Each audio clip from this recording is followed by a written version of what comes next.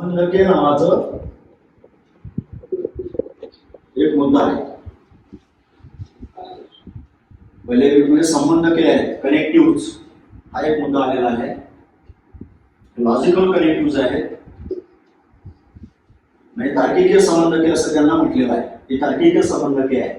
आता ही जी तार्किकीय संबंधके आहे याच्यामध्ये ज्या 5 संबंधकांचा अंतर्भाव केला गेलेला आहे त्यामध्ये पहिलं संबंधक आहे नाही. आणि हे पहिलं जे नाही संबंधक आहे याला म्हटलेलं आहे एकपदी संबंधक. नाही हे एकपदी संबंधक आहे.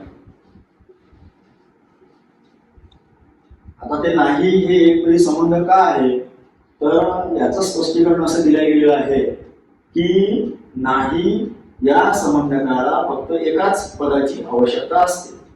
म्हणजे एका पदाला ते लागून येते म्हणून त्याला म्हटलेलं आहे एकपदी संबंध.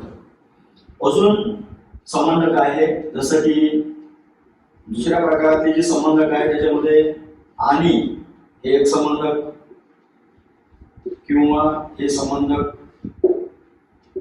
जर तर हे संबंधक, तसंच तर आणि तरच हे चौथं या वर्गवारीतलं संबंधक आहे. दिसते म्हणजे आणि किंवा जर तर आणि तरच असे 4 संबंधक आहे आणि यांना म्हटलं गेलेलं आहे द्विपदी संबंधके.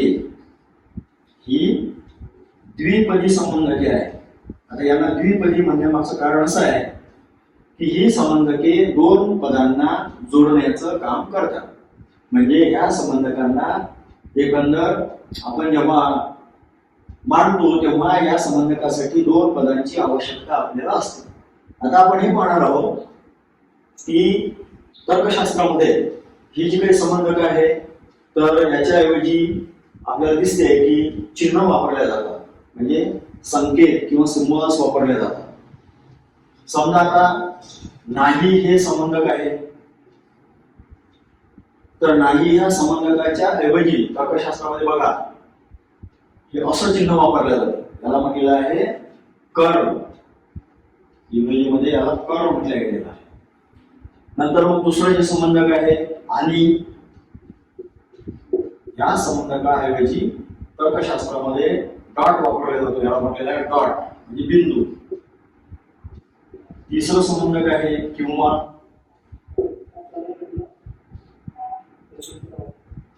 तिसरं संबंधक किंवा हे आहे. याच्यासाठी अशा प्रकारचं जे चिन्ह आहे ते वापरलं गेलं. त्याला म्हटलं गेलेलं आहे व्ही. नंतर चौथं जे संबंधक आहे ते आहे जर तर. याच्यासाठी चिन्ह दिलं गेलेलं आहे की आणि याला म्हटलेलं आहे साइन ऑफ इम्प्लिकेशन. म्हणजेच काय औपाधिकतेचं चिन्ह. याला आणखी नाव आहे या चिन्हाला हॉर्स शू. म्हणजे जर साठी हे चिन्ह सांकेतिक तर्कशास्त्रामध्ये वापरल्या जाते. नंतर तर आणि तरच हे संबंधक आहे. या संबंधकाच्या ऐवजी ट्रिपल जे बार आहे ते चिन्ह वापरल्या गेलेलं आहे. ट्रिपल बार. त्याला ट्रिपल बार असं म्हटलेलं आहे. त्याचे साइन ऑफ इक्विव्हॅलन्स. म्हणजे अशा पद्धतीने आपल्याला दिसते की नाही आणि किंवा जर तर आणि तरच असे 5 संबंधक दिलेले आहेत आणि प्रत्येकासाठी वेगवेगळं साइन आहे. बघा नाहीसाठी कर्ल हे साइन आहे, आणीसाठी डॉट हे साइन आहे, किंवा साठी फी आकाराचं हे साइन आहे, जर तर साठी हॉर्स शू घोड्याची नाल म्हणजे औपचारिकतेचं चिन्ह म्हणून अशा प्रकारचं साइन आहे. अंतर आणि तरसाठी अशा प्रकारे जसं गणितामध्ये बरोबरचं चिन्ह असतं 2 बार दिलेले असतात तर याला आणखी तिसरा बार जोडलेला आहे म्हणजे ट्रिपल बारचं हे इक्विव्हॅलन्सचं साइन आहे. तर असे हे 5 साइन संकेत दिलेले आहेत. म्हणजे या पद्धतीनं असे संकेत जे आहेत ते आपल्याला जेव्हा आपण तर्कशास्त्रामध्ये त्याचं एखाद्या युक्तिवादाचं अनुमानाचं सांकेतीकरण करतो, चिन्हांकन करतो तेव्हा ते साइन वापरलेले असतात किंवा वापरले जातात. आता आपण पुढे पाहणार आहोत की हे जे काही एकंदर चिन्ह दिलेले आहे, चिन्ह कशाचे आहे? संबंधकाचे चिन्ह आहे. बघा, हे चिन्ह दिलेले होते, हे होते संबंधकाचे चिन्ह. कोणकोणत्या संबंधकाचे? नाही, आणि, किंवा, जर, तर आणि तरच या संबंधकाचे चिन्ह या ठिकाणी मांडलेले आपण पाहिले. आता आपल्याजवळ असं एक नाहीच्या बाबतीतलं आपण एक उदाहरण घेऊ. तो उदाहरण असं आहे, पृथ्वी गोल आहे असे नाही. असं एक आपण या ठिकाणी विधान केलं. पृथ्वी गोल आहे इथपर्यंतच एक विधान झालं, उकारार्थी विधान. असे नाही त्याला आणखी आपण शब्द वापरले, म्हणजे नाही या शब्दाचा वापर करून अशा प्रकारचं विधान करता येते. आता आपण पृथ्वी गोल आहे त्याच्याऐवजी आपण एकाक्षरी चिन्ह वापरू, त्याला वेळ चिन्ह आपण म्हणतो. उदाहरणार्थ आपण या ठिकाणी पृथ्वी गोल आहे यासाठी प हे एकाक्षरी चिन्ह वापरतो. आणि मग असे नाही, कारण नाहीच्या ऐवजी आपल्याला सांकेतिक तर्कशास्त्रामध्ये चिन्ह दिलेलं आहे. असे नाही या शब्दाऐवजी चिन्ह वापरताना मग या ठिकाणी प च्या अगोदर स्टार्टिंगला निषेधाचं साईन वापरले. निषेधचं साईन या ठिकाणी अशा पद्धतीने आपण वापरतो. म्हणजे अशा पद्धतीने आपल्याला पृथ्वी गोल आहे असे नाही या संपूर्ण अशा विधानाचं चिन्हांकन नॉट प, म्हणजे प नाही, प चा निषेध, अशा पद्धतीनं आपल्याला त्याचं चिन्हांकन करता येईल. म्हणजे त्यापासून तयार झालेलं हे जे विधान आहे याला म्हटलेलं आहे निषेध विधान. नाही या संबंधकाचा वापर करून जे विधान तयार झालं ते आहे निषेध विधान. आणि हे जे साईन आहे हे कर्णचं साईन आपल्याला दिसते, कर्णचं साईन हे आहे नाहीच्या ऐवजी वापरल्या गेलेलं साईन. आता आपण दुसऱ्या संबंधकाकडे येऊ. दुसरं संबंधक आहे आणि हे संबंधक आहे. आता आपण एक उदाहरण घेऊ. बघा, पृथ्वी गोल आहे आणि ती सूर्याभोवती फिरते. आता आपल्याला असं पहिल्यांदाच कळलेलं आहे की आणि हे द्विपदी संबंधक आहे. या ठिकाणी आपल्याला दिसते की पृथ्वी गोल आहे हे एक घटक विधान, ती सूर्याभोवती फिरते हे दुसरं घटक विधान. या दोन घटक विधानांना जोडण्याचं काम त्या आणि या संबंधकाने केलेलं आहे. लक्षात. त्यामुळे आणि हे संबंधक द्विपदी संबंधक आहे. दोन पदांची त्याला आवश्यकता असते म्हणून ते आणि हे संबंधक द्विपदी आहे. आपल्याला हे पण माहिती आहे की आणि ऐवजी डॉट वापरला जातो. आता त्याचा वापर करून म्हणजे डॉट या चिन्हाचा वापर करून आपल्याला संपूर्ण या समस्त विधानाचं चिन्हांकन करता येईल. तर आपण काय करणार? पृथ्वी गोल आहे त्याच्याऐवजी प हे एकाक्षरी चिन्ह वापरणार, म्हणजे हे चिन्ह. आणीच्या ऐवजी आपण हा डॉट वापरणार. जी सूर्याभोवती फिरते याच्याऐवजी आपण फ वापरणार. बघा, पृथ्वी गोल आहे घटक विधानाऐवजी प एकाक्षरी चिन्ह वापरायचं, असं चिन्ह वापरायचं. ती सूर्याभोवती फिरते याच्याऐवजी आपण फ हे चिन्ह वापरायचं. आणि मग संपूर्ण ह्या विधानाचं चिन्हांकन करत असताना आणि जसा मधात आला दोन विधानांच्या तरी त्या प आणि पच्या मधात डॉट आला, म्हणजे आणीच्या ऐवजी डॉट वापरला. म्हणजे याचं चिन्हांकन झालं प डॉट फ. वाचताना प डॉट फ म्हणजे प बिंदू फ. म्हणजे आणि या संबंधकाचा वापर करून आपण अशा प्रकारचं एक विधान घेतो उदाहरण म्हणून. आणि मग असं जर म्हटलं की चिन्हांकन करा याचं, तर चिन्हांकन करत असताना संबंधकाच्या ऐवजी डॉट वापरून तर्कशास्त्रामध्ये तो नियमच आहे की आणि ऐवजी अशा प्रकारचा डॉट वापरता येतो. जर आपण तो डॉट वापरला, याच्याऐवजी एकाक्षरी चिन्ह वापरलं, याच्याऐवजी आपण दुसरं एकाक्षरी चिन्ह वापरलं. इंग्रजीमध्ये जर वाक्य असतील तर इंग्रजीमध्ये लेटर्स येतात. For example the earth is round याच्याऐवजी पी आला तर पी वापरून या ठिकाणी लिहू. अँड म्हणजे डॉट आला, अर्थ मूड अराउंड द सन असं जर आलं, इट्स अराउंड द सन, तर या ठिकाणी आपण क्यू म्हणजे पी डॉट क्यू असं इंग्रजीमध्ये पण आपल्याला चिन्हांकन त्याचं करता येतं. ठीक आहे. म्हणजे असं हे आणि नावाचं दुसरं संबंधक आहे आणि त्या संबंधकाचा वापर करून आपल्याला चिन्हांकन करता येऊ शकतं. तिसरं जे संबंधक आहे ते किंवाचं आहे. त्याचा वापर करून आपल्याला आणखी एक उदाहरण जे आहे ते घेता येतं. मी चहा घेईन किंवा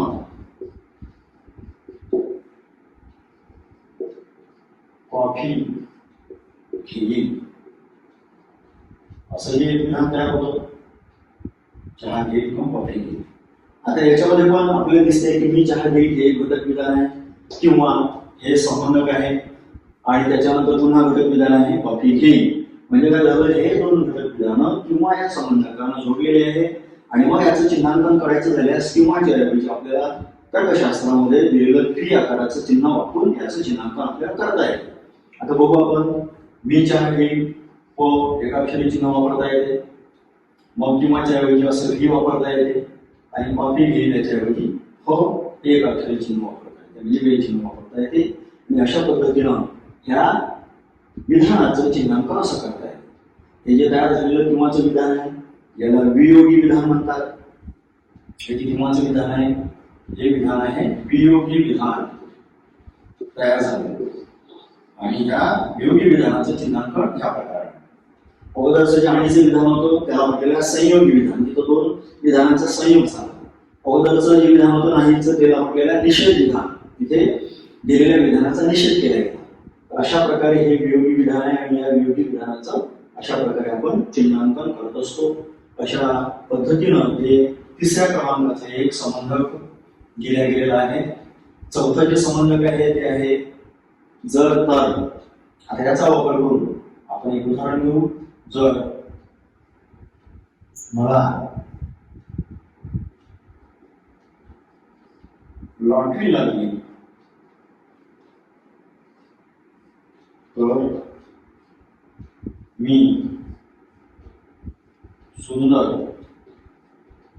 घर बांधेल. म्हणजे आता या ठिकाणी जर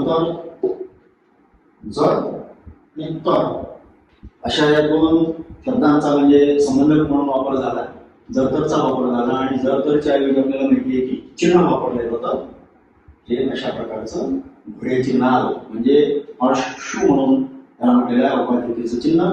आणि औपाधिकतेचं चिन्ह अशा पद्धतीने वापरलं जातं.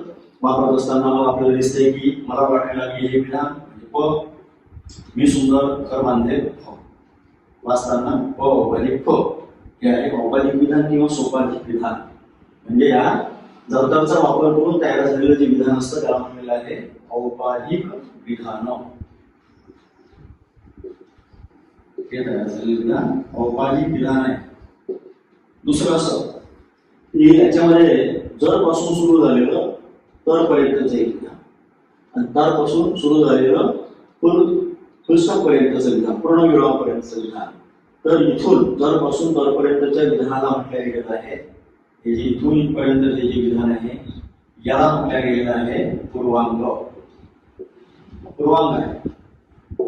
आणि तर पासून नंतरचा जो भाग आहे इथपर्यंतचे जे विधान आहे याला म्हटलं गेलेलं आहे विधानाचा उत्तरांग. उत्तरांग आणि सेकंड अँड कॉन्सिक्वेंट. म्हणजे औपचारिक विधानामध्ये पूर्वांग आणि उत्तरांग असे दोन अंग असतात. अशा दोन अंगांनी मिळून असं हे समस्त विधान जे आहे त्याचं तयार होतं. आणि त्याचं चिन्हांकन करत असताना मी सांगितल्याप्रमाणे या ठिकाणी चिन्ह आहे औपचारिक चिन्ह औपचारिक प असं याचं चिन्हांकन आपल्याला झालेलं दिसतं.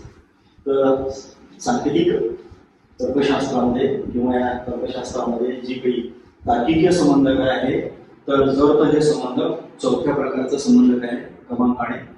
आणि शेवटचं संबंधक आहे तर आणि तरच. याचा वापर करत असताना आपल्याला उदाहरण घेता येतं. जर मी परीक्षेत चांगल्या गुणांनी पास झालो तर आणि तरच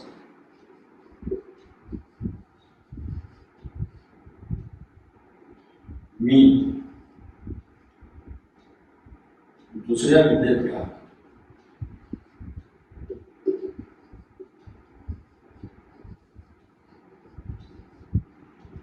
प्रवेश घेईल. म्हणजे आपण अशा प्रकारचं कधी कधी बोलत असतो की मी जर चांगल्या गुणांनी पास झालो, मला जर सर्वाधिक गुण मिळाले, चांगले गुण मिळाले किंवा मी मेरिटमध्ये आलो तरच मी दुसऱ्या विद्यापीठात प्रवेश घेईल, कारण या विद्यापीठात तो अभ्यासक्रम असणार नाही की ज्याच्यामध्ये मला प्रवेश घ्यायचा आहे. तर अशा प्रकारे मग इथं आपल्याला दिसते की तर आणि तरच महत्वपूर्ण असा संबंध आहे. अगोदरची बाजू इक्वल टू नंतरची बाजू असा हा या ठिकाणी संबंध दर्शवलेला आहे. आणि हे जे विधान आहे याला म्हटलेलं आहे सममूल्य विधान. इथं वापर होतो आहे तो प सममूल्य फ, म्हणजे सममूल्य चिन्हाचा वापर होतो आहे. प हे एकाक्षरी चिन्ह, व्यय चिन्ह आणि फ हे दुसरं व्यय चिन्ह यांना जोडण्यासाठी सममूल्यतेचं चिन्ह वापरलं. असं हे सममूल्यतेचं चिन्ह वापरून आपण अशा प्रकारच्या ह्या संपूर्ण समस्त विधानाचं चिन्हांकन करू शकतो. तर सांगायचं असं आहे की हे जी काही नाही आणि किंवा जर तर आणि तरच ही जी 5 संबंधक आहेत त्या 5 संबंधकांच्या चिन्हांचा म्हणजे संबंधकांच्या चिन्हांचा त्याच्याऐवजी वापरली गेलेली तर्कशास्त्रातली जी काही वैशिष्ट्यपूर्ण आणि न बदलणारी अशी चिन्ह दिलेली आहे त्यांचा वापर करून आपल्याला चिन्हांकन करता येणे सहज शक्य आहे. आणि मग दुसरा म्हणजे यातला असा आहे की नाही पासून तयार होणारं हे निषेध विधान आहे, आणि पासून तयार होणारं हे संयोगी विधान आहे. संयोगी विधान त्याच्यामध्ये जी विधान असतात त्यांना म्हटलेलं आहे संयोज्य, किंवा पासून तयार होणारं हे वियोगी विधान असते. त्याच्यामध्ये वियोगी विधानामध्ये असतात वियोज्य, जंतरपासून तयार होणारं औपाधिक विधान असते. या औपाधिक विधानामध्ये असतात पूर्वांग आणि उत्तरांग. आणि मग आहे सममूल्य विधान. सममूल्य विधानामध्ये सुद्धा घटक विधान असतात. तर ही जी काही एकंदर विधान तयार होतात मग या तयार झालेल्या यांच्या या संबंधकांच्या वापरामुळे तयार झालेली जी विधानं असतात त्या प्रत्येकाची सत्यासत्यता कशावर डिपेंड असते. कोणत्या संभाव्य परिस्थितीमध्ये ती विधान चिन्हांकन करत असताना त्याचं मूल्य काय ठरतं आणि त्याच्यावरून मग आपल्याला सत्यता सूचीच्या सहाय्याने ठरवतं. आपण सर्वप्रथम नाही हे जे संबंधक आहे त्याची सत्यता सूची जर पाहिली तर आपल्याला दिसेल की प हे एकच घटक विधान, कारण त्याच्यामध्ये एकच पद जे आहे त्याची आवश्यकता असते. मग त्याचं आपण चिन्हांकन केलं होतं आपल्याला आठवतं ते झालं निषेध प. आता या ठिकाणी आपण जो टेबल तयार करू तो टेबल असा असेल, त्याला म्हटलेलं आहे टेबल. आणि याच्यामध्ये आपण जेव्हा सत्यता मूल्य लिहू ती सत्यता मूल्य लिहिल्यानंतर ट्रुथ टेबल तयार करू. सत्यता मूल्य ट्रुथ व्हॅल्यूज.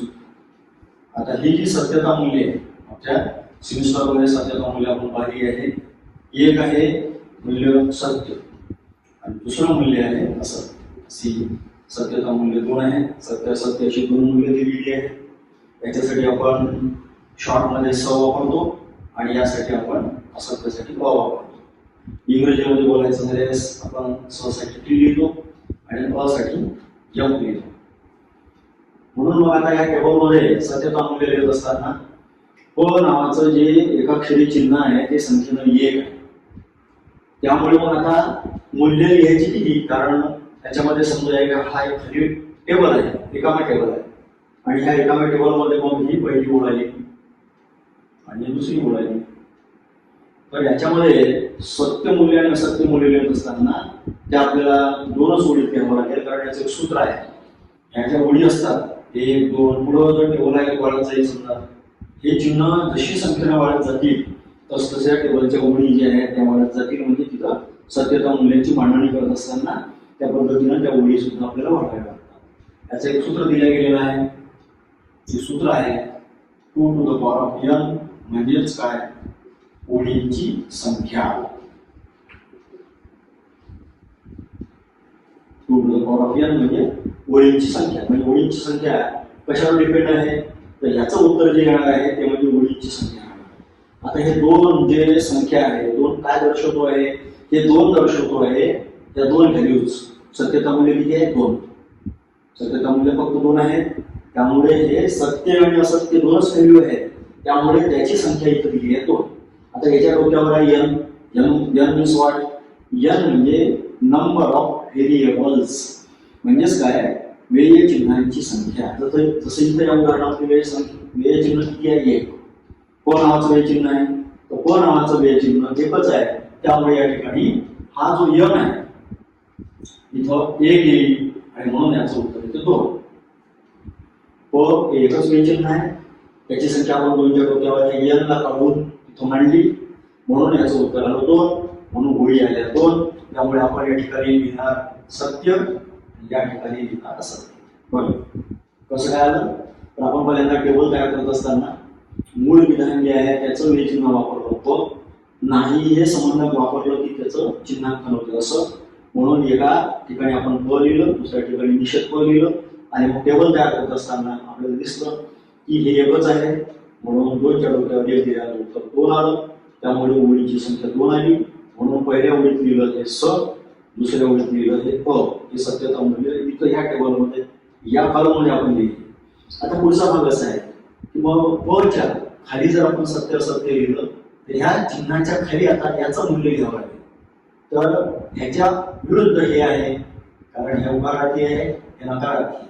तर इथं जर स लिहिला तर इथं आपल्याला याच्या विरुद्ध लिहावं लागेल अ. ठीक आहे. त्याच्यानंतर इथं जर अ आहे तर याच्या विरुद्ध लिहावं लागेल स.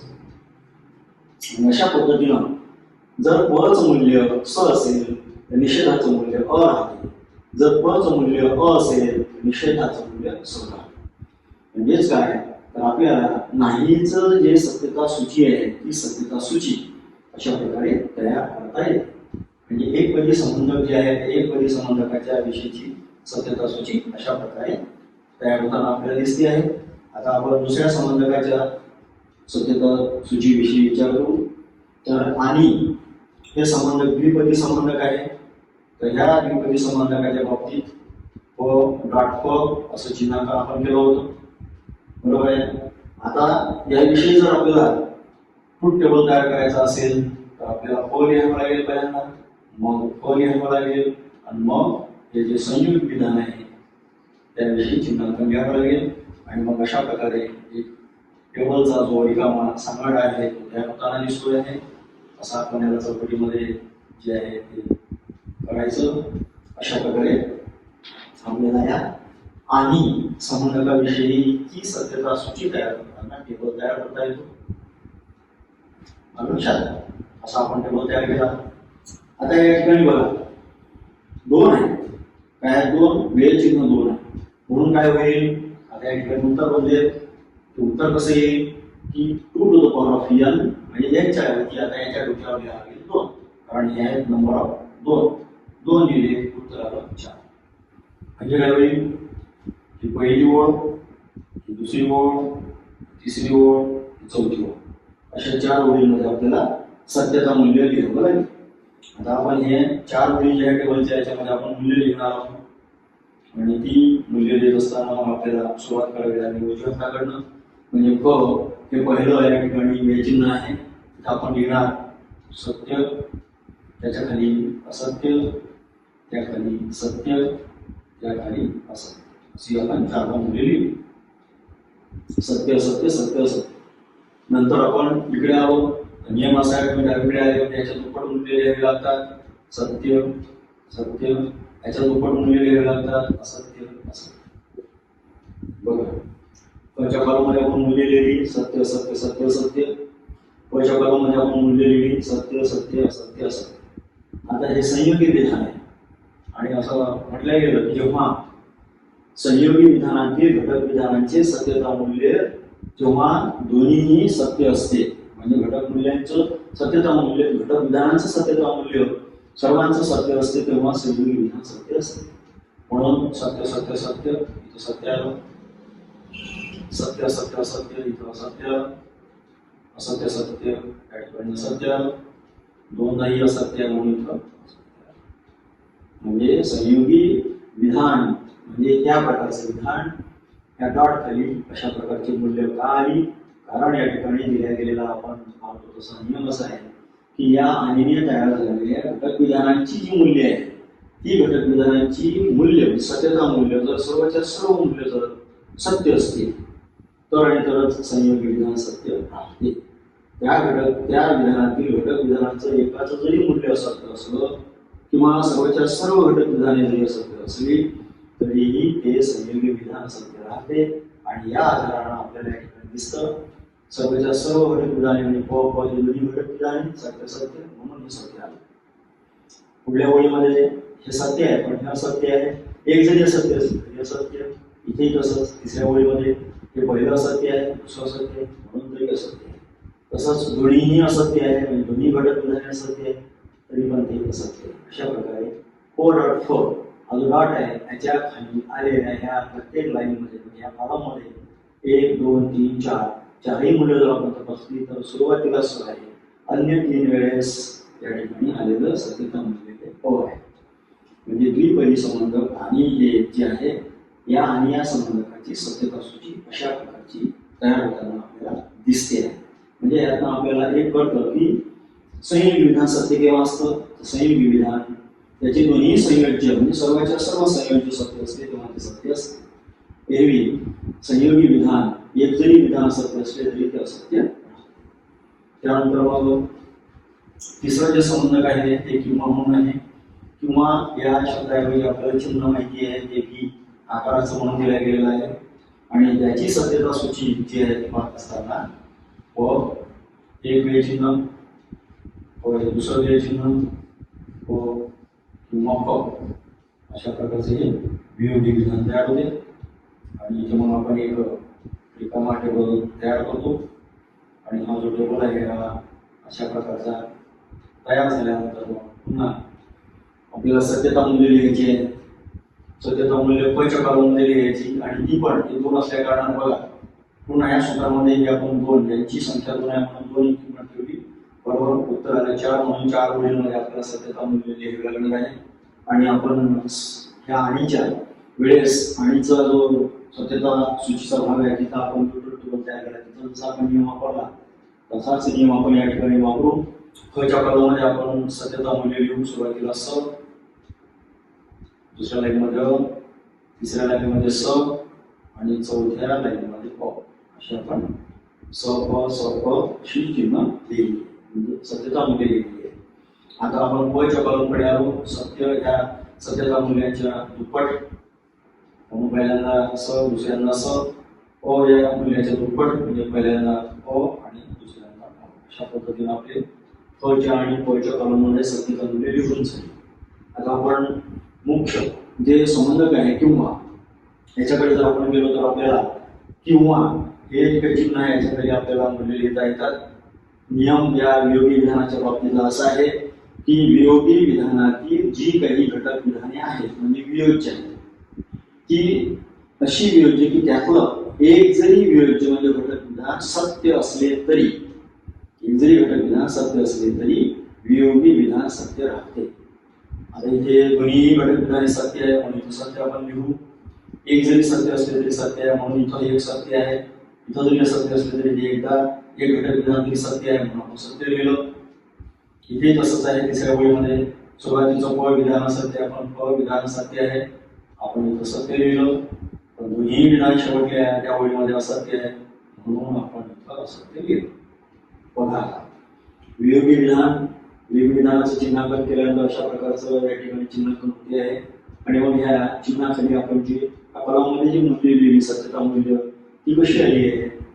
सुरुवातीच्या पहिल्या ओळीमध्ये प फ दोन्ही सत्य म्हणून प वियुक्त सत्य प फ जर आपण वाचलं तर प सत्य प असत्य म्हणून प वियुक्त सत्य प असत्य प सत्य प वियुक्त सत्य प असत्य प सत्य म्हणजे प फ दोन्ही असत्य म्हणून प वियुक्त असत्य. म्हणजे नियम जो सांगतो आहे वियोगी विधान सत्य केव्हा तर वियोगी विधानातील वियोज्य एक जरी सत्य असले तरी वियोगी विधान सत्य राहते. या नियमाच्या आधारानं आपल्याला दिसतं की जेव्हा सर्वच्या सर्व वियोज्य म्हणजे घटक विधान सत्य तेव्हाही ते वियोगी विधान सत्य आहे. आणि एक जरी सत्य असले तरी इथे पण याच्या आधारानं इथे पण सत्य ते राहते. जेव्हा वियोगी विधानातील घटक विधाने सर्वच्या सर्व जी घटक विधाने आहेत ती असत्य राहतील तेव्हाच वियोगी विधान असत्य राहते. आणि अशा पद्धतीने मग 2 वेळचिन्ह या ठिकाणी वेगळी आहे आणि त्या वेळचिन्हांच्या कॉलममध्ये त्यांची संबंधित अशी सत्यता मूल्य दिली आणि त्यांच्या जोड्यांच्या आधारावर आपण हे अवयव जे चिन्हांकन झालेलं त्या ठिकाणी कॉलम आहे त्या बी चिन्हाखाली किंवा जे चिन्हाखाली मूल्य आपण मांडलेली आहे. ती निराधार म्हणून नाही, रेसलेस म्हणून आपण मांडलेली नाही किंवा आपण कोणत्याही प्रकारे ते मांडून मोकळं होत असं नाही. याच्यासाठी आधार आहे. एकतर हा टेबल तयार करताना याच्यामध्ये ज्या उडी आहे त्या कशा काय आल्या आहे, तर याच्यासाठी आधार दिलेला आहे तो म्हणजे या सूत्राचा आधार दिलेला आहे. बघा हे सूत्र जे आहे हे फार महत्वाचं सूत्र आहे. 2 to the power of n म्हणजेच काय, n means what, n means number of variables, म्हणजेच काय तर वेगवेगळ्या चिन्हांची संख्या, हे वेगळ्या चिन्हांची संख्या. म्हणून त्याच्यावर मग ओळींची संख्या म्हणजे लाईन्सची जी संख्या आहे ती आहे रोजची संख्या. उभे कॉलम्स आहेत आणि आडवे रोज आहेत. म्हणजे कॉम्प्युटरच्या भाषेत रोज असते आणि कॉलम्स जे असते ते. या पद्धतीने मग आपण त्या लाईन ज्या वेळेमध्ये असतात त्याप्रमाणे आपण जेव्हा पाहतो तेव्हा 1 2 3 4 अशा लाईन आलेल्या आहे. आणि म्हणून ते ज्या ठिकाणी ओळींची संख्या ही 4 आलेली आहे. आणि हे डिपेंड आपण कशावर आहे तर हे 2 म्हणजे सत्य असत्य यांची संख्या आहे. सत्य असत्य हे 2 सत्यता मूल्य आहे त्यांची संख्या आहे. आणि या सत्य असत्यच्या 2 संख्येवर आपल्याला त्याच्या डोक्यावर 2 का आले तर हे एकंदर संख्या यांची पण 2 आहे. हे 2 ठेवले 2 गुणिले 2 म्हणून उत्तर आलं 4 गुणिले 4. म्हणून हा टेबल तयार झाला. असा प लिहिलं मग क लिहिलं. पच्या कॉलममध्ये स अ स अशी मूल्य लिहिली. पच्या कॉलममध्ये सच्या दुप्पट म्हणून स लिहिलं. पच्या दुप्पट म्हणून अ लिहिलं. आणि आडव्यांमध्ये पाहत असताना दोन्हीही सत्य म्हणून सत्य, एक जरी सत्य असले तरी सत्य, एक जरी सत्य असले तरी सत्य, दोन्ही असत्य म्हणजे सर्वच असत्य म्हणून सत्य. अशा प्रकारे किंवा ह्या संबंधकाचा एक जो टेबल आहे, जो ट्रूथ टेबल आहे तो आपल्याला सत्यता सूची जी आहे ती तयार होताना दिसते. असं हे किंवा नावाच्या संबंधकाचं म्हणजे वियोगी विधानाचं एक ट्रूथ टेबल जो आहे, सत्यता सूची जी आहे ती आपल्याला त्या ठिकाणी पाहायला. पुढचं जे संबंधक आहे ते आहे जर तर. हे संबंधक आहे याचं आपल्याला दिसतं की प हे चिन्ह, प हे दुसरं चिन्ह. आणि मग चिन्हांकन करत असताना आपण पाहिलं की प आणि याचा टेबल जो तयार होतो एक रिकामा टेबल तयार होतो. प प प कधी प अशा प्रकारे रिकामा जो टेबल आहे, रिकामा सांगाळा याला म्हटलेला आहे. ट्रूथ टेबल रिकामा सांगाळा असा तयार झालेला. आता मग याच्यामध्ये पण मूल्य भरत असताना आपल्याला माहिती आहे की ते 2 वेळ चिन्ह दिलेले आहे. प हे 2 वेळ चिन्ह दिलेले आहे. आणि अगोदरच्याही आणि किंवा यांचे जे काही सत्यता सूची आहे ती तयार करत असताना जो नियम आपण वापरला तो चिन्ह आपल्याला वापरायचा आहे. सुरुवातीला आपण पच्या कॉलममध्ये मूल्य लिहू सत्य असत्य सत्य असत्य. नंतर आपण डावीकडे पचा जो कॉलम आहे इकडे आलो. नियमाप्रमाणे आपण प खाली आलेले सत्यता म्हणजे स आहे याचे दुप्पट मूल्य लिहावे लागतात म्हणून स ही मूल्य आपण लिहिली. पुन्हा आपण अचा विचार केला तर याचे दुप्पट मूल्य लिहावे लागतात म्हणून आपण असे 2दा सत्यता मूल्य लिहू. आता आपण मुख्य संबंध जे आहे त्याचा जो कॉलम आहे त्याचा विचार जर केला तर या ठिकाणी नियम असा आहे. म्हणजे आपण म्हणालो की जवळचं जे विधान असते त्यामध्ये एक भाग पूर्वांग आहे, दुसरा भाग उत्तरांगाचा आहे. म्हणून सांगितलं गेलं की जेव्हा पूर्वांग सत्य असतं आणि उत्तरांग जे आहे ते असत्य असतं तेव्हाच औपचारिक विधान असत्य राहते. म्हणून पूर्वांग प म्हणजे पूर्वांग ख म्हणजे उत्तरांग, पूर्वांग सत्य आहे उत्तरांग सत्य आहे या चिन्हाखाली सत्य मूल्य आहे. दुसऱ्या ओळीमध्ये मात्र प म्हणजे पूर्वांग सत्य आहे, ख म्हणजेच काय विधानाचं उत्तरांग असत्य आहे, इथे असत्य मूल्य येते. नंतर तिसऱ्या ओळीमध्ये पूर्वांग सत्य आहे आणि उत्तरांग सत्य आहे, इथे सत्य मूल्य येते. प ख म्हणजेच काय पूर्वांग आणि उत्तरांग दोन्ही असत्य आहे, इथे पण सत्य मूल्य आपण ठेवले पाहिजे. अशा पद्धतीनं औपचारिक जे विधान आहे त्या औपचारिक विधानाच्या बाबतीत या चिन्हाखाली अशा पद्धतीची स अ स स अशी मूल्य आलेली आहे. आणि आता आपण हा जो काही टेबल करतो प्रत्येक संबंधकाच्या बाबतीतली जी काही ट्रूथ टेबल आहे सत्यता सूची आहे ती पाहत असताना याच्यामध्ये अजिबात बदल आपल्याला दिसणार नाही. तसाच प्रकार मग आता पुढचं जे संबंधक आहे त्याच्या बाबतीत आपल्याला पाहायचं आहे. पुन्हा आपल्याला 5वा संबंधक आणि त्या 5व्या संबंधकाची जी काही सत्यता सूची आहे ती जर आपण पाहिली तर तिथे पण आपल्याला असं सूची तयार होताना दिसली नाही. तर आणि तरच असं ते संबंध काय आहे बघू आपण. त्याच्यानंतर मग तर आणि तरचा वापर झाल्यानंतर मग अशा प्रकारचं चिन्ह. याचा हा टेबलचा रिकामा संघाडा रिकामा टेबल. त्याच्यामध्ये आपण असमूल्य प असं लिहिलेलं आहे. केवळ एवढं लिहून झालं. मग आता नेहमीप्रमाणे पच्या कॉलममध्ये आपण सत्यता मूल्य लिहिली. सत्य असत्य सत्य असत्य असे लिहिली. त्यानंतर मग या डावी मिळाल्यानंतर डबल सत्य आणि ते डबल असत्य असे लिहिली. असं लिहून झाल्यानंतर मग आपण सममूल्य या चिन्हाचा विचार केला. त्याचा नियम असा दिलेला आहे. प सममूल्य प म्हणजे प चं मूल्य जे असेल आणि प चं मूल्य जे असेल दोन्हींची मूल्य जर सारखी असतील, दोन्हींची सत्यता मूल्य जर सारखी असतील म्हणजे दोन्हीची सारखी म्हणजे काय, एक तर दोन्हीची सत्य तसंच दोन्हीची असत्य अशी जर सारखी मूल्य असतील तर या सममूल्यतेच्या चिन्हाखाली कॉलममध्ये जे मूल्य येते ते सत्य राहते. म्हणजे दोन्हीची मूल्य सम मूल्य असेल तर सत्य मूल्य येते असा याचा अर्थ आहे. हे दोन्ही सत्य आहे म्हणून सत्य मूल्य आलं. हे विषम मूल्य आहे, सममूल्य नाही आहे. स आणि म्हणून आलं. इथे आहे इथे स आहे म्हणून आलं. आणि हे दोन्ही मूल्य सम आहे म्हणून इथं स आलं. अशा पद्धतीनं आपल्याला दिसते की अशी दोन जे आहे विधानाच्या बाबतीत विचार केला तर ती घटक विधाने, आणि जर का आपण चिन्हाच्या बाबतीत विचार केला तर प एक चिन्ह आणि प दुसरं चिन्ह, मग त्याच्यावरनं प सममूल्य प हे एक चिन्हांकन तसं व्यवस्थान तयार झालेलं. आणि मग आपल्याला दिसतं की नियम कसा आहे, सममूल्य म्हणजे वेगळ्या वेगळ्या चिन्हांचे जे सत्यता मूल्य आहे ती जर सारखी येत असतील तर सममूल्यतेचं सत्यता मूल्य हे सत्य राहते. अशा पद्धतीने मग आपण दोन्ही सत्य प सममूल्य प याचं मूल्य सत्य आलं. प सत्य प असत्य सममूल्यतेचं मूल्य असत्य आलं. प असत्य प सत्य सममूल्यतेचं सत्यता मूल्य असत्य आलं. प दोन्ही असत्य म्हणजे सममूल्य म्हणून सममूल्यतेच्या ह्या चिन्हाचे मूल्य आलं सत्य. अशा पद्धतीनं प सममूल्य प मूल्य आलेली आहे. 4 लाईन्सचा जर विचार केला यांच्या संभाव्य संहतीमध्ये जोड्या जर तपासल्या तर प्रत्येक ओळीकडे पाहत असताना पहिल्या ओळीमध्ये दोन्ही सत्यता मूल्य सारखे आहे सत्य मूल्य आलं. शेवटल्या ओळीमध्ये दोन्ही सत्यता मूल्य सारखे आहेत म्हणून सत्य मूल्य आलं. बाकी दुसऱ्या आणि तिसऱ्या ओळीमध्ये विषम मूल्य म्हणजे सत्य असत्य हे विषम मूल्य सारखे नाही दोन्हीचे मूल्य म्हणून त्यांचं सत्यता मूल्य या सममूल्य विधानाचं असत्य आलेलं आहे. अशा पद्धतीनं या ठिकाणी आपल्याला पाहायला मिळालेला आहे. तो म्हणजे असा आहे की नाही आणि किंवा जर तर आणि तरच यांच्या ज्या काही सत्यता सूची आहे त्याच्या बाबतीत आपण त्या ठिकाणी विचार केलेला आहे आणि त्याचा आपण आजच्या त्या तासामध्ये समजून घेतलेला आहे.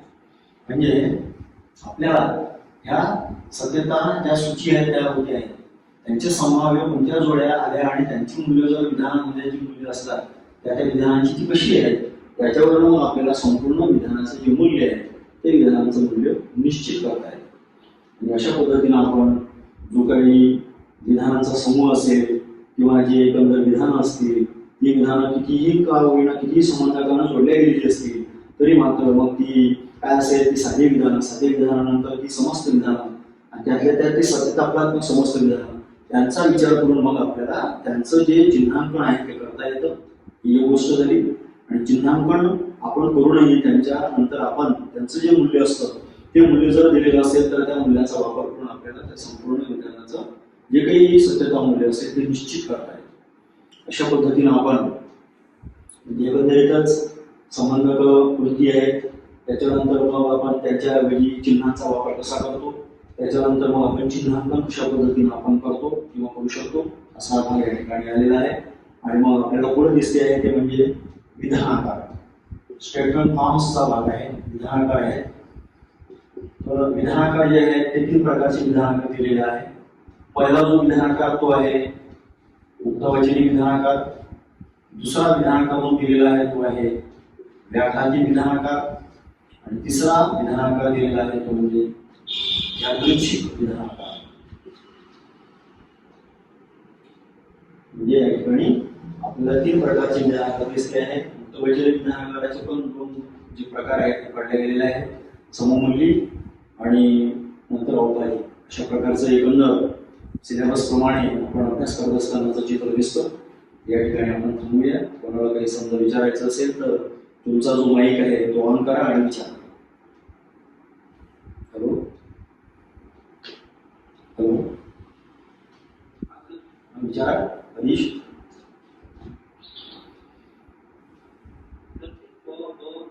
हा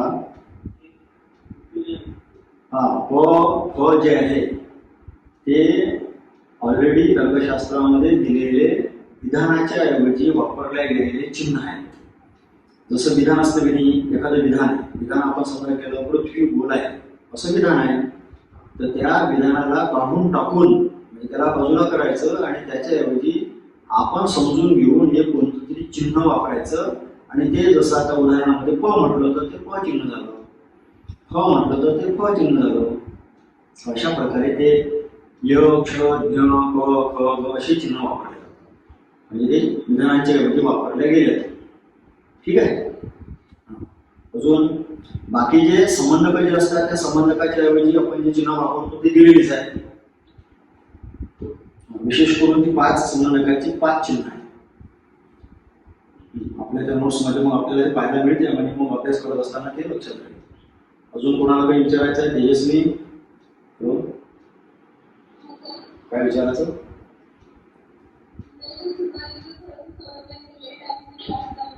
हो का.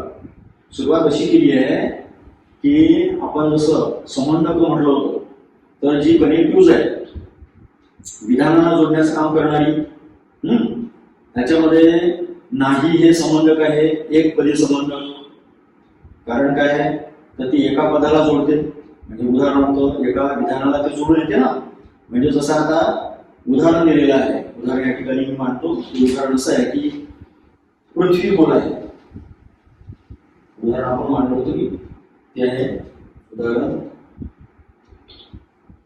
पृथ्वी गोल आहे असं एक विधान आपल्या जवळ आहे. ठीक आहे. आता याला नाही हे जे एक पदी संबंधक आहे नाही नावाचा निषेध विधान तयार होतं. आणि ह्या नाही ऐवजी चिन्ह वापरलं गेलं कर्म चिन्ह. तर हे जे काही पृथ्वी गोल आहे विधान आहे याला आपल्याला नाहीचा वापर करून लिहायचा आहे. तर आपण लिहू पृथ्वी गोल आहे असे नाही, असं आपल्याला लिहिता येतं. असे नाही असा शब्दप्रयोग आपण या ठिकाणी केला. मग आपल्याला या ठिकाणी म्हटल्याप्रमाणे की नाही हे एक पदी संबंधक आहे, कारण त्याला एका पदाची गरज असते, ती एका पदाला लागून येते. जसं की आता एक विधान आहे पृथ्वी गोल आहे आणि त्यालाच ते लागून आलं. फक्त काय त्याचं आता चिन्हांकन करत असताना पृथ्वी गोल आहे याच्याऐवजी आपण प असं काहीतरी म्हणून त्याला म्हटलेलं आहे तर्कशास्त्रामध्ये व्यय चिन्ह, एका अक्षरी चिन्ह आपण म्हणू. आणि मग त्याचा निषेध करायचा आहे तर ह्या ऐवजी वापरल्या गेलं असं साईन आहे. हे साईन फक्त चिन्हांकन करत असताना पच्या अगोदर येते. लक्षात ठेवण्यासारखी गोष्ट आहे की विधान जरी असं आहे पृथ्वी गोल आहे वामा असे नाही, हे विधान दुसऱ्या पद्धतीने मांडता येते. असे नाही की वामा पृथ्वी गोल आहे असं पण मांडता येते. पण चिन्हांकन करत असताना पृथ्वी गोल आहे याच्याऐवजी प आपण हे गृहीत धरा प आणि मग त्याचा निषेध म्हणून कर्च साईन म्हणजे हे साईन इथं मांडलं. हे झालं आपल्याला दिसते की नाहीचं नाही विधानाचं निषेध विधानाचं चिन्ह. मग आहे द्विपदी संबंधक. आणि किंवा जर तर तर आणि तर हे द्विपदी संबंधक आहे आणि त्याच्यासाठी वापरल्या गेलेली सायन्स आहे. आणि साठी डॉट वापरला जातो, किंवा साठी फीचं चिन्ह वापरले जाते, जर तर साठी अशा प्रकारचे नाल चिन्ह वापरले जाते आणि तर आणि तरसाठी सममूल्यतेचं चिन्ह वापरले जाते. हे 4 संबंधकाचे 4 चिन्ह आणि एका नाही या संबंधकाचे निषेध चिन्ह आहे. तर अशा प्रकारे एकंदर ही जी काही संबंधक आहे ही 5 संबंधक सांगितले गेलेली आहे. ठीक आहे.